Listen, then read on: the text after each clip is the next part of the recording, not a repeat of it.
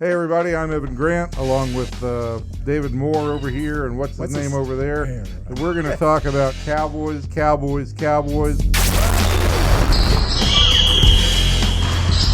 and they've won. They're now 1-1. Everything's okay. Everything's right fine. with the world. No problems. Nothing. they can play an aging Eli Manning. No more flares need to be sent out. And the awful Giants every week. I want to say this just real quickly because I know people are saying now that the Giants made a huge mistake by drafting Saquon Barkley instead of a quarterback. Two games into the season. Two games into the season. Listen, who's blocking for Eli Manning? You know, that's my issue here is that no, Eli did not look very good in that game. But you know what? No quarterback looks good under duress. Well, if you're there, I think the question is, and the one that the Giants had to wrestle with, is are we convinced who we can take at number 2 as a franchise quarterback? Right. Now, if you answer yes to that question, you should not have taken Saquon Barkley. Mm-hmm. The fact they took Saquon Barkley, one, speaks to what a difference maker Barkley is, but it's also an indication that they weren't convinced or sure that of the quarterbacks available to them at 2, that they would feel comfortable saying, well, this is the face of our franchise for the next 10 to 12 years. So you take Barkley, and then you address quarterback next year. What did you think about Dak on Sunday? On Sunday specifically? This past Sunday, yeah. Yeah, I thought that I thought the opener was one of the worst games I had seen him throw. Now, he has had worse games from a rating standpoint and from a turnover standpoint. You're not saying he threw the game, are you? No, Oh, I'm okay. not. Why would you But even he did mention say that? It's one of the worst games I've seen him throw. Yeah. What was the line, David? I don't look at lines. If you ask Dak, he knows. But it was 3. He just in the number of, and it was interesting because talking to Scott Linehan, asked about, how inaccurate he was, and Scott Linehan's response was, oh, well, I guess 67% of your passes isn't that accurate these days, which wasn't the point because a lot of those 67% were checkdowns. Right. The guys in wide open space he was missing. He was more, in this game, he was more decisive. And what you saw was, and a lot of that came early with the way he ran. There were planned runs in this game, or off the run-pass option or the zone read, where he took off. Normally in the past, recently during these offensive struggles for the team, when you saw him run, it was because he couldn't get to his receiver. He was trying to get the pass, make the pass. Nothing was available, so then he would run. That wasn't the case against the Giants. He ran as the first option. It was very clear, and we've rarely seen him do that. And this was one of the more effective games he had. And I don't think it's any coincidence that it comes after the Carolina game where you saw Cam Newton take over that game early. And really, Dallas followed a similar template to what Carolina did to them in the opener. The quarterback ran, got up on them early, and then just managed the game. That's what Dak Prescott did in this. And the question is, do you want to expose him to that every single game, or just in games of desperation or games that tilt the season one way or the other? Do you still want to protect him and keep him back in the pocket with that other model, or do you want to say, you know what, your skill set is such that you are closer to Cam Newton or Russell Wilson than you are these other guys, so let's use this. Let's not be afraid to have you run. We trust you when you run. You have good instincts for it. You're built for it. Let's incorporate this into the offense. I think we're going to see it more a part of the offense now because the passing game, in my mind, is still broken. And you're going to have another option and bring all you can to this offense in order to get your passing game up to an acceptable level. So I think that means Elliott running first, Dak Prescott running second. Now let's see what we can do with the passing game. I think that with the zone read option, I think that's basically until teams back off and try to respect some of the things they're going to do. They're going to try to stop Zeke first. Sure. And that's certainly what the Giants committed to and Landon Collins committed to. And by the way, did anybody talk to Landon Collins after the game? Yes, and he said he thought Dak Prescott did a good job of controlling the game. Yeah. Landon Collins said, basically, he just articulated what every defensive coordinator's plan going into every game and every fan knows, which is we want to focus on Ezekiel Elliott, limit him the best as possible, and we'll put the game in the hands of Dak Prescott and take our chances that way versus putting the game in the hands of Ezekiel Elliott. Yeah, he wasn't being a jerk. He was just saying whatever. You're right. Exactly right. But players rarely say that in a public forum say that, like that. They don't say that out and loud. Dak's response was even though Dak said he was all social media that week, I barely had a chance to ask the question before he answered it twice, which was challenge accepted. Right. Now, here's the thing that our good buddy Babe Laufenberg brought up the other day, and I thought was very interesting. He says, he said he went back and watched that Carolina film 3 or 4 times, and then even somewhat in the game against the Giants. And he says, I see a guy who doesn't trust his receivers. And I don't think he means that in a way that, they're not running the right routes or they're not doing the thing, that he doesn't have a good enough rapport with all those guys. He hadn't worked together with them that long. Right. And I think there's something to that, especially when you see that. Who did they just bring back? Bryce Butler. They just announced that they re-signed him. And, I don't know who that cost. Do you have any idea who's going to get dropped from the roster because of this? They were going to add him to the receiving corps. They were looking at different. Yeah, they weren't going to drop another receiver. They were going to add him to the corps. But and this is interesting, and it was a curious move initially. But when you look at it, it's because when you look back over the previous 2 seasons, Dak Prescott probably developed as good of a rapport down the field with Bryce Butler as he did anyone. He certainly had a better rapport with Bryce Butler on deep balls better than he had Dez Bryant. It sounds like we're talking about a coaching staff that is very much reactive and does not have a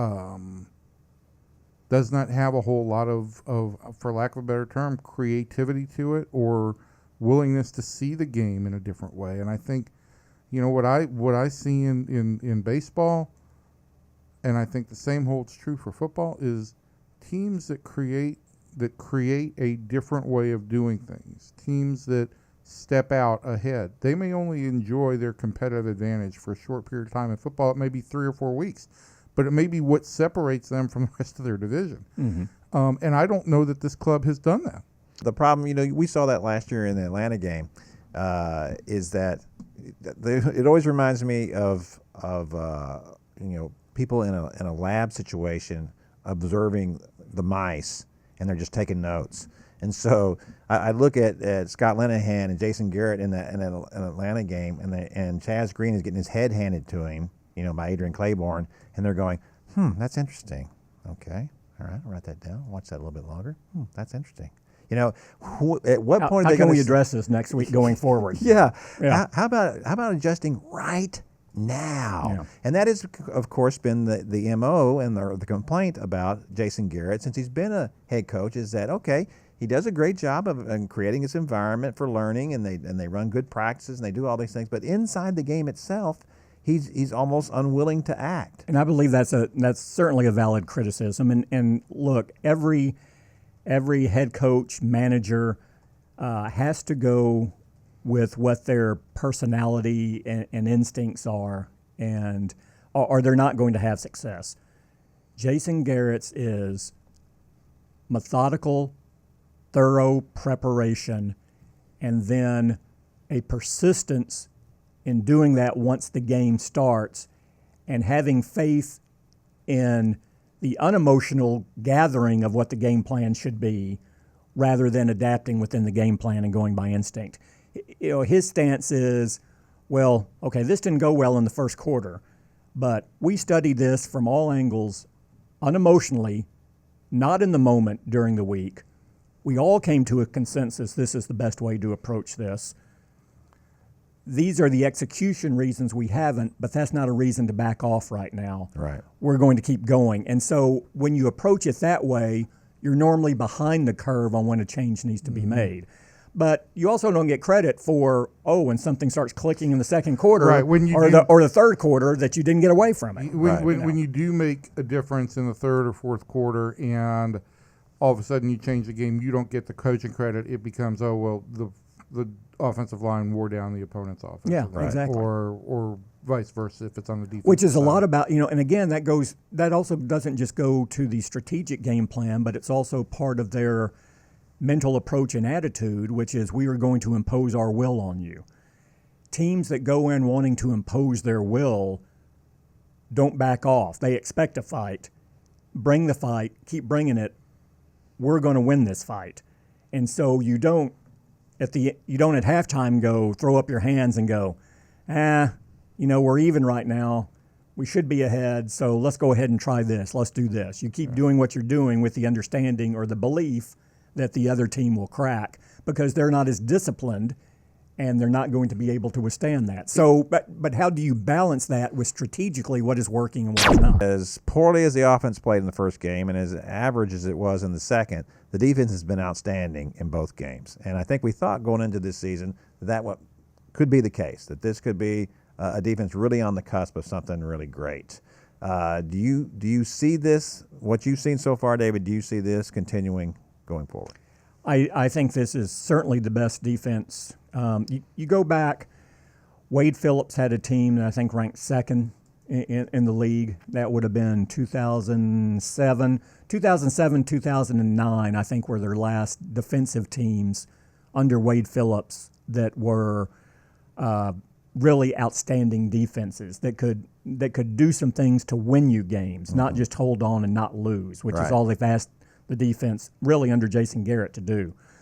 This defense has shown and that it can go out and win games for you, I feel. And the reason I feel confident saying that is, to me, it's not just 2 games into the season. You saw this in the second half of last season. As bad as the offense was in the second half of the last season, I thought you saw the defense take significant strides forward. And you go back, I believe it's 10 games now, the Cowboys have allowed an average of 13 points over the last 10 games. In today's NFL, that's a significant figure. So they have a good young rotation in the defensive line. I think they're deeper at linebacker than they've been at any time. I think you've seen in these first 2 games, particularly the Giants game, that Jalen Smith is back to a potentially Pro Bowl level talent, which certainly everyone anticipated he would have been before the horrific knee injury he suffered.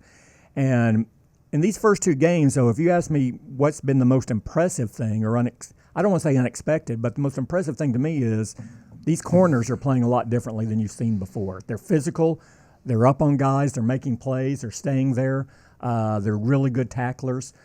They're better in man coverage and press coverage than I think that the secondary has been equipped to do. And that's something Rod Marinelli has been trying to move to ever since he got here.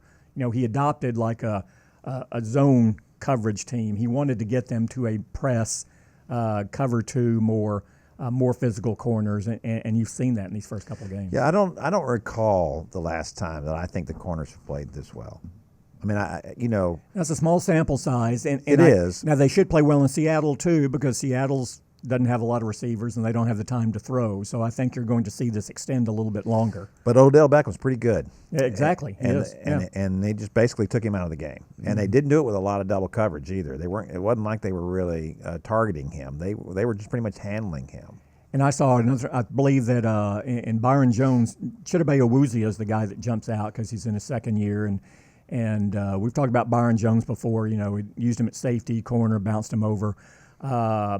I saw something the other day. I was looking at it, where I believe Byron Jones only gave up 1 reception in that New York Giants game. Is that right? The guys he was on, yeah, and he was out there for the entirety of the game. So that's an outstanding. Yeah, moving him back from safety to corner, because he was drifting at safety. He was just a very average safety at best, and to put him back at corner, I think, was a genius move. And I think certainly hang on, Chris Richard gets a lot of credit for that too. Didn't you want him at safety originally? No. Kevin? No. I said no, they bounced him back and forth, because here's the thing: if the guy is really good, I can't keep up with your hot sports takes. And if he can play both positions, of course you'd rather play him at cornerback than safety. A cornerback is a more valuable position than a safety is. And if he can play that, then he needs to play it. If he can play it well, the problem is that he could play both, and so they kept playing him at both. He could play both. They felt better about who they had at corner at the time, so they said, let's see if we can make safety work. I will say they thought his ceiling was higher at safety if he was physical enough for the position. He's not. They felt he could have been if he would have shown enough physical edge to him, he would have been potentially a Pro Bowl safety.